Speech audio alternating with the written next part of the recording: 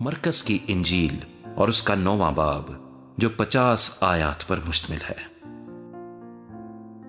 और उसने उनसे कहा, मैं तुमसे सच कहता हूं कि जो यहां खड़े हैं उनमें से बाज ऐसे हैं कि जब तक खुदा की बादशाही को कुदरत के साथ आया हुआ ना देख लें, मौत का मजा हरगिज ना चखेंगे।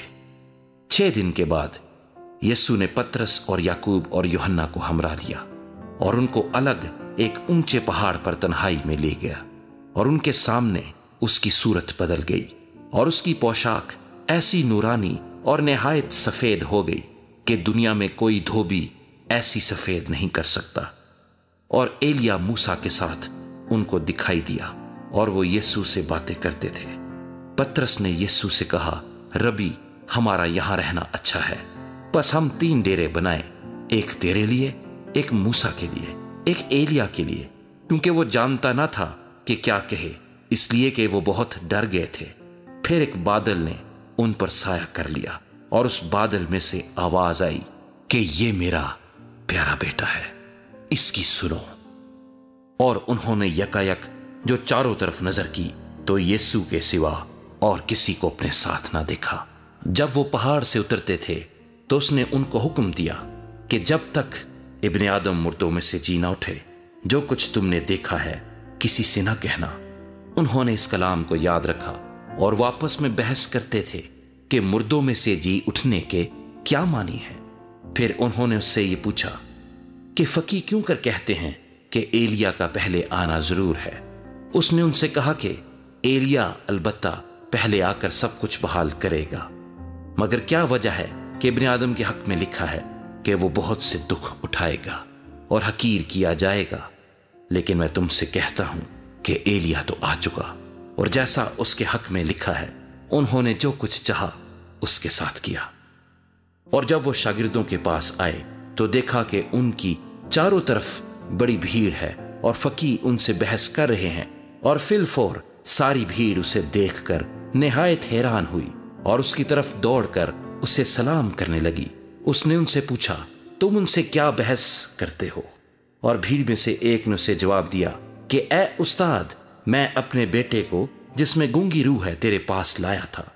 वो जहां उसे पकड़ती है पटक देती है और वो कफ भरलाता और दांत पीसता और सूखता जाता है।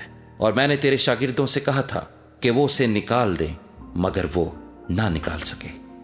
उसने जवाब में उनसे कहा, ए बेइत्काद कौम, मैं कब तक तुम्हारे साथ रहूंगा?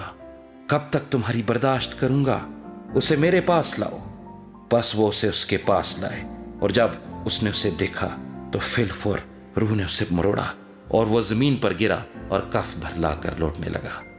उसने उसके बाप से पूछा, ये इसको कितनी मुद्दत से है? उसने कहा, बचपन ही से।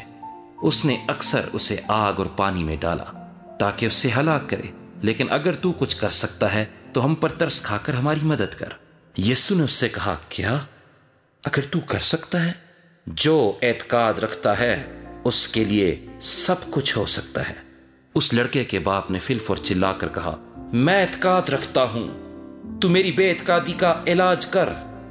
जब यीशु ने देखा कि लोग दौड़ दौड़ कर जमा हो रहे हैं तो उस नापाक रूह को झिड़क कर उसे कहा, ऐ गूंगी बहरी रूह, मैं तुझे हुक्म देता हूं, इसमें से निकल आ और इसमें फिर कभी दाखिल ना हो।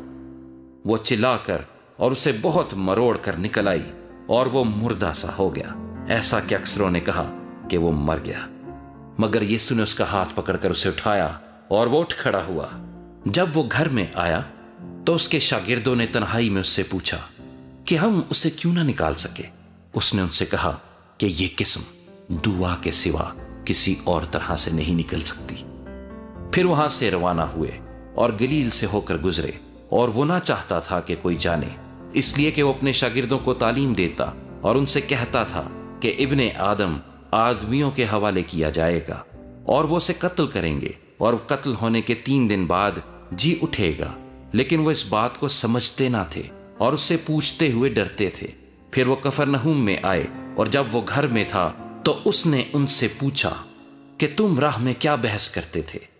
वो चुप रहे क्योंकि उन्होंने राह में एक दूसरे से ये बहस की थी कि बड़ा कौन है।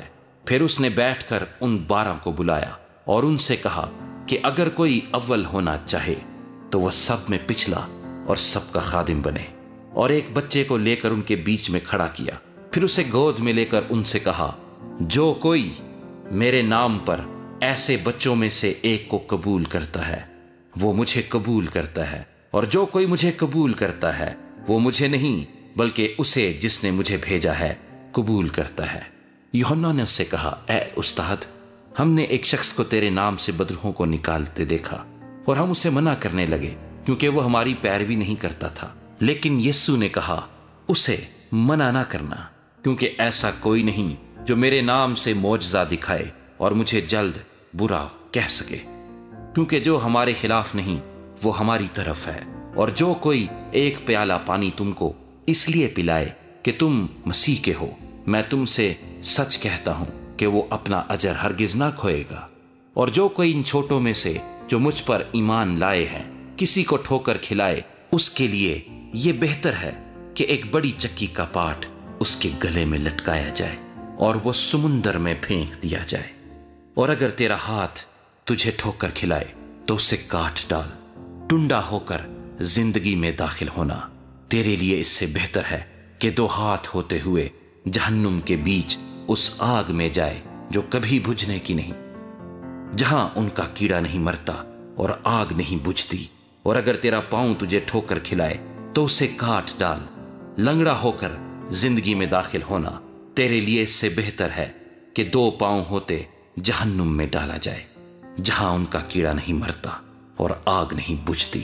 اور اگر تیری آنکھ تجھے ٹھوکر کھلائے تو اسے نکال ڈال، کانا ہو کر خدا کی بادشاہی میں داخل ہونا تیرے لیے اس سے بہتر ہے کہ 2 آنکھیں ہوتے جہنم میں ڈالا جائے، جہاں ان کا کیڑا نہیں مرتا اور آگ نہیں بجھتی، کیونکہ ہر شخص آگ سے نمکین کیا جائے گا اور ہر ایک قربانی نمک سے نمکین کی جائے گی۔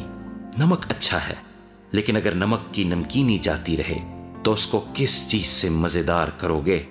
اپنے میں نمک رکھو اور ایک دوسرے کے ساتھ میل ملاپ سے رہو۔